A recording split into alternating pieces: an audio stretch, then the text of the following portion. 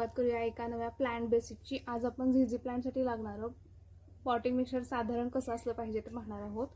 तर झीझी प्लांटसाठी वेल drain soil मिक्सरची आवश्यकता असते, कारण त्याचे जे पार्ट आहेत प्लांटचे ते आपण थोडे जाणून घेऊयात। मग मी तुम्हाला एक्सप्लेन करेन की का महत्त्वाचं आहे वेल ड्रेन सॉइल मिक्सर। तर लीफ आहे, स्टेम आहे, रूट्स आहेत आणि सर्वात महत्त्वाचा पार्ट जो आहे या प्लांटचा ते म्हणजे हे रेन्झॉम किंवा कंद ज्याला आपण म्हणू। तर हा बटाट्यासारखा दिसणारा जो भाग आहे तो खूप महत्त्वाचा असतो या प्लांटचा। आपण जे पाणी देतोय, फर्टिलायझर देतोय, ते स्वतःकडे हे साठवून ठेवतो आणि झाडाला ते देतं। तर एनर्जी देण्यासाठी हा पार्ट खूप महत्त्वाचा आहे। आपलं जर मातीचं मिश्रण वेल ड्रेन असेल तर ते प्रोटेक्ट करेल ह्या प्लांटला, ते खराब होऊ देणार नाही, सडू देणार नाही, त्यामुळे आपला प्लांट आपल्याकडे दीर्घकाळ राहील। तर झीझी प्लांटच्या बाबतीत त्याचे जे रायझोम्स असतात ते खूप जास्त महत्त्वाचे असतात। म्हणजे हा जो कंद दिसतोय तुम्हाला किंवा बटाट्यासारखा जो भाग दिसतोय तो खूप जास्त महत्त्वाचा पार्ट आहे झीझी प्लांटचा। इथूनच त्याला नवीन शूट्सची डेव्हलपमेंट होत असते, प्लांटची डेव्हलपमेंट होत असते, त्यामुळे याचं प्रोटेक्शन होणं खूप महत्त्वाचं आहे। हे खराब होता कामा नये। झीझी प्लांट एकदा तुम्ही रिपोर्ट करून घेतला योग्य मातीच्या मिश्रणात की तुम्हाला तो 1 ते 2 वर्ष परत रिपोर्ट करावा लागत नाही, तो उत्तम सर्व्हाइव्ह करतो। त्यामुळे बनवतानाच योग्य पद्धतीचं मिश्रण त्यासाठी बनवायचं आहे, वेल ड्रेन सॉइल मिक्सर बनवायचं आहे। तर पाहूयात कसं बनवायचं ते। तर 20% गार्डन सॉइल आणि 30% कोकोपीट आपण घेतलाय। 10% परलाईट वापरणार आहे मी।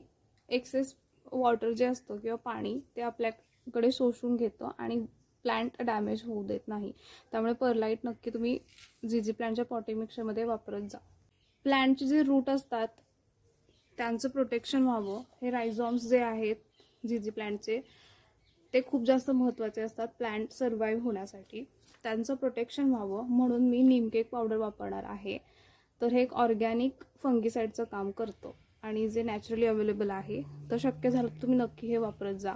तर साधारण मी हे 10% वापरणार आहे। तसेच 20% कोणतंही ऑर्गॅनिक कंपोस्ट तुम्ही वापरू शकता। तर हे गांडूळ खत आहे, वर्मी कंपोस्ट, जे झीझी प्लांटसाठी उत्तम असतं। तर आपण हे 20% वापरणार आहोत आपल्या पॉटिंग मिक्सचरमध्ये। तसेच मातीचं मिश्रण वेल ड्रेन व्हावं त्यासाठी सँड वापरणार आहे मी 10%। तर तुम्ही सँड सुद्धा वापरायचे आहे, पाणी झिरपण्यास मदत होते। झीझी प्लांटचं रिपोर्टिंग करण्यासाठी जे घटक मी वापरले ते पाहून घेऊया।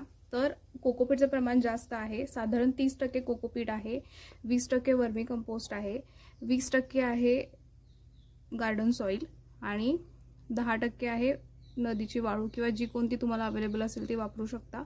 नीमकेक पावडर 10% आहे आणि परलाईट 10% आहे। तर या पॉटिंग मिक्सरमध्ये तुमचं झीझी प्लांट उत्तम ग्रो करेल। सर्व घटक असे छान मिक्स करून घ्यायचे आहेत। झीझी प्लांटसाठी आपण जे मातीचं मिश्रण बनवतोय ते वेल ड्रेन आणि हलकं असणं खूप महत्त्वाचं आहे, त्यातच ते प्लांट उत्तम ग्रो करेल आणि सर्व्हाइव्ह करेल इनफॅक्ट। तर आपलं मातीचं मिश्रण जे आहे ते कुंडीमध्ये भरून घ्यायचं आहे। तर बेसमेंटला मी असे विटेचे तुकडे भरले आहेत छोटे छोटे आणि पॉटिंग मिक्सर मी त्यात फिल करून घेते। प्लांट जे आहे ते आपण लावून घेऊया।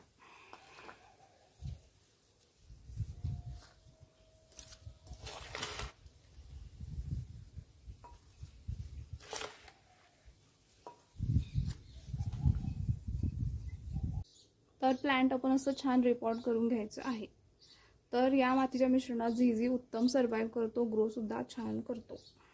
ते वेल ड्रेन आणि हलकं असेल याची तुम्ही काळजी घ्यायची आहे।